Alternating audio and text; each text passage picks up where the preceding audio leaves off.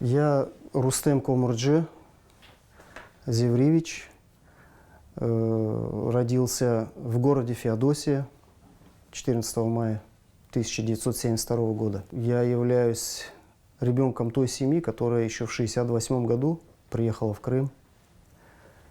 И испытав все сложности того периода, этого процесса переселения, нам удалось с трудом остаться здесь, в Крыму. Были попытки, нас выселяли в Геническ, но родители там не оседали, сразу же в тот же день возвращались. Ну и вот, пройдя сложные все процессы и походы в облсполком, вплоть до Верховного Совета, отец ездил в Москву, вот, добивался. Вот. И получилось так, что из Симферополя нас выслали, и конечной точкой оседания был Ленинский район, совхоз, птицесовхоз тогда назывался, Батальная. Мои родители по линии отца Бахчисарай, вот, но фамилия Комурджи, в переводе на русский язык Комур – это уголь. Вот это вопрос для нашей семьи. Мы знаем, что древесный уголь заготавливался в районе Озимбаша, Богатыр, это Бахчисарайский район. Вот. А как оказались в Бахчисарае, то ли предки возили оттуда уголь, и эта фамилия через Лагап закрепилась у нас. Вот.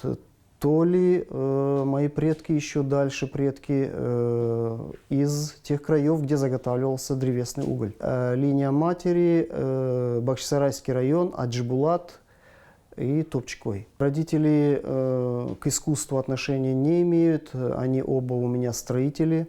Отец всю жизнь отдал стройке, он столяром, плотником был. Мать работала воспитателем, нянечкой в детском саду, а потом она тоже перешла на работу, на стройку. Я благодарен родителям за то, что они не пустили на самотек мое развитие, и они привили мне любовь к народу, любовь к языку. Я сегодня не могу сказать, что нас было в Крыму тогда мало, и поэтому я не знаю язык. Я знаю язык, потому что я знаю культуру, потому что, войдя в дом с улицы, дома мы только на родном языке говорили только о родной культуре. Если я из школы или из детского сада приносил домой какие-то фразы, выражения и какие-то мысли от моих воспитателей и преподавателей, то пояснение на родном языке я получал этим фразам дома, от родителей, бабушек, дедушек. Испытаний было много, даже в той же школе, когда ты первоклассник, разговаривая с братом, с сестрой на родном языке, и десятиклассник, которому ты не мог ответить физически, ты мог только словесно ответить, но физически ты не мог ответить. Десятиклассник мог тебя или в лужу толкнуть, или принести какую-то боль душевную. Вот таких вот темных пятен было достаточно. Мы прошли сложные испытания, моральные испытания в этом плане. Дедушка любил петь по отцовской линии, Мустафа Карбабам. Его род, его сестры, они хорошо знали музыкальный фольклор, пели во всех семейных праздниках, без песни не обходилось. Наверное, вот это повлияло на генном уровне. В 1986 году поступил в музыкальное училище. Тоже, казалось бы, был период гласности, демократии. Но из-за того, что я был крымский татарин, музыкальное училище не брали просто. Открыто говорили: вы крымский татарин, и езжайте в Новороссийск, Краснодар, Херсон, Мелитополь. Ситуация повернулась так, что уперто и родители добивались, и я, и получилось поступить. В моей жизни были много преподавателей, но не всех я могу назвать учителями. И, наверное, вот те избранные, кого я могу назвать учителями, они смогли привить мне любовь к музыке.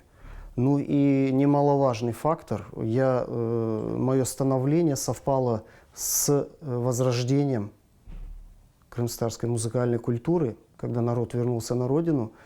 И заканчивая консерваторию, обучаясь в консерватории, я давал себе установку, что, вернувшись в Крым, у меня должен быть не только диплом на руках, но у меня должны быть знания для того, чтобы я органично вписался в эти процессы возрождения моей родной культуры. Я не талантливый.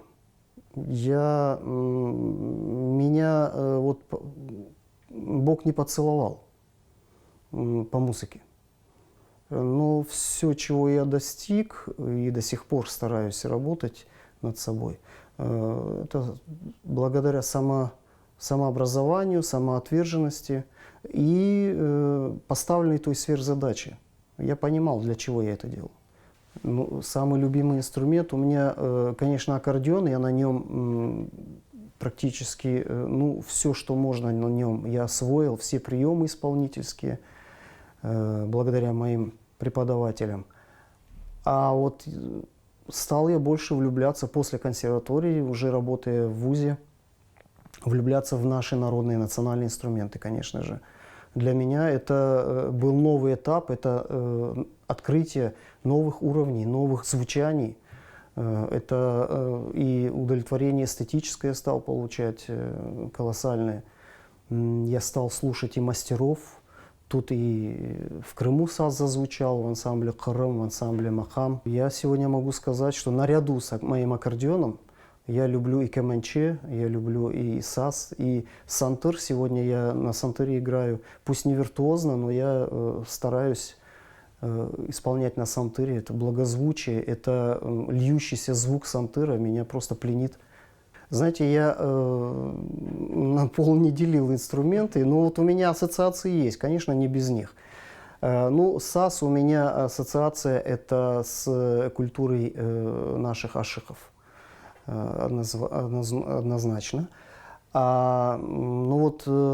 Кеманче, сантыр все-таки вызываются ассоциации из истории.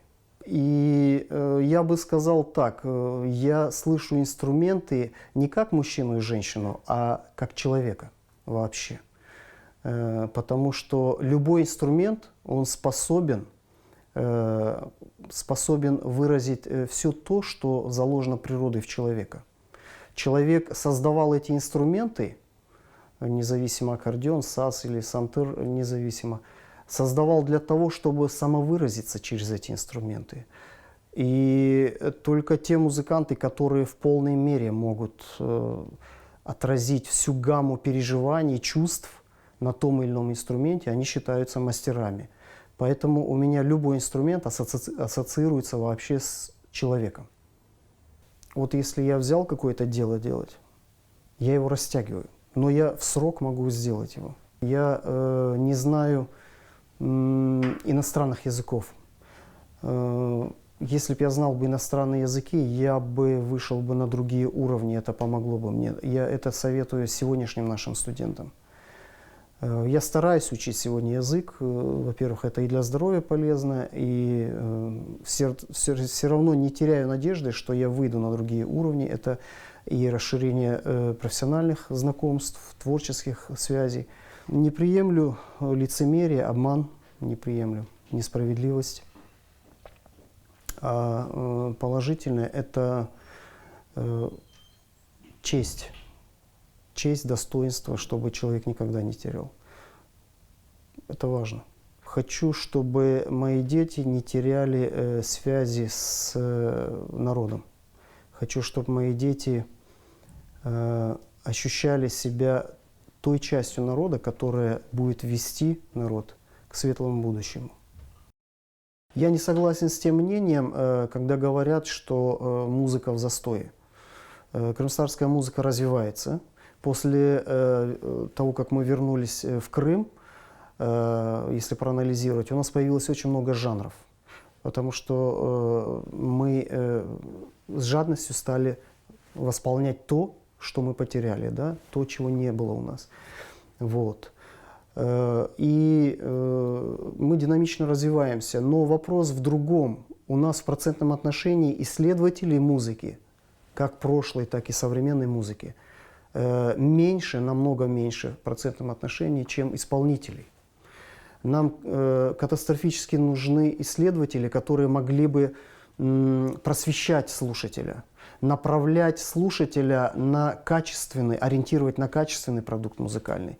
И также воспитывать создателей музыки. Сегодня в музыке у нас есть, назову только одну глобальную проблему, на мой взгляд, это отход от национальных традиций. То есть создатели хотя бы песенного жанра возьмем. Создатели песенного жанра, они без анализа песен прошлых эпох создают, пытаются свой продукт создать, но они делают больше акцент на мелодический язык, забывая о том, что песня – это синтезированный жанр. Здесь надо и поэтический, и мелодический текст сводить в единую органику. И тогда будет качественный продукт. Это так, если простыми словами об этом сказать. Теоретическую мысль, крымстарское музыкознание нам сегодня нужно развивать. Исполнители хорошие у нас есть. С теоретической мыслью у нас проблемы. Нам нужно научиться противостоять этим процессам глобализации. Мы не должны забывать, что наша музыка – это один из тех элементов, на которых базируется наше национальное самосознание, национальная идентификация. И я вижу очень сложную борьбу. Мы должны бороться за это, потому что сегодня уже на пальцах можно перечислить те свадебные ансамбли, которые перенимают традиции и следуют этим традициям. Каждое поколение выполняет свою функцию, но вопрос в другом, сколько их, тех ребят, которые готовы сегодня самоотверженно выполнять ту работу, которой научились. Вот. Есть ребята, которые достойно могут повести свое дело. Задача преподавателей – создать им эти условия. Ждать о том, что общество создаст им эти условия – это утопия. Преподаватели должны их наполнить, зажечь в них желание делать это. Есть ребята, которые могут. Задачи стоят разные. Задачи того периода, скажем, студентов 80-х были другие, сегодня уже другие. Сегодня студенты, научившиеся даже хорошо играть на инструменте, они задают такие вопросы. Они говорят: вы на инструментах учите нас хорошо играть, но вы не учите, как на этих инструментах и с помощью этого профессионального исполнительства зарабатывать деньги. В наше время таких вопросов не было. В наше время студенты удовлетворялись бурными аплодисментами. Это было, значит, оценка, высокая оценка. Но и в те времена, лет 20-30 назад, ребята играли, сегодня играют. Есть ребята. Есть кто изменит свой путь в жизни. В пассионарности я считаю, что этот вопрос, это наше, то, чем мы можем сегодня пока еще гордиться. Мы можем мобилизоваться в сложные минуты. Если учесть то, что мы на чужбине смогли сохраниться, это я считаю, что вот в нас, в наш народ заложено то качество, которое работает на самосохранение. И нам просто нужно сейчас опереться на тот опыт и этот опыт реализовывать в жизни сегодняшнего дня. Осознание национальной идеи. Национальная идея – это, скажем так, если вот с точки зрения философии, это систематизированное обобщение национального самосознания. На основе национальной идеи, то есть национальная идея, она способствует развитию народа. Это, скажем так, сверхзадача народа. Азы национальной идеи, они должны в семье быть озвучены. И ну, есть масса примеров других народов, которые процветают сегодня, и это благодаря этнопедагогике, это благодаря системе воспитания в семье. Вот. Говорить о том, что у нас нет сегодня государственности и нам сложно, я в эти вещи не верю. Семья многое решает. В семье же можно объяснять о внешних факторах, которые могут на твоего ребенка в дальнейшей жизни действовать и указывать пути, как избежать этого воздействия, негативного воздействия. Озвучивать национальную идею должны мать, отец, бабушка, дедушка. Каждый на своем уровне должен объяснять ребенку. И с возрастом эти пояснения должны выходить на все новые и новые уровни.